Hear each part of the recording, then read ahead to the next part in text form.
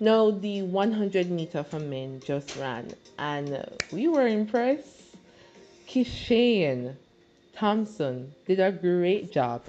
He got 9.81. I think that's what I remember he got. And then Oblique looked confident, and he got 9.98.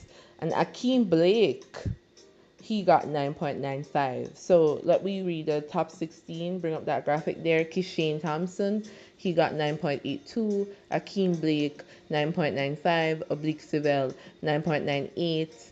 And Sandra Davison, 10 flat. Followed by Julian Ford, 10 flat. Then Ford, 10.02. Yeah, so you can see the image there to see what the times are. Note that there will be no Yohan Blake in. He didn't make it. He got 10.21 and the time maximum was 10.13. So that took him out of the top 16 spots there. So that's it for now, guys. If the 200 meters are gonna run, we'll update you. Um, it's getting pretty late, but we promised that we would keep you updated.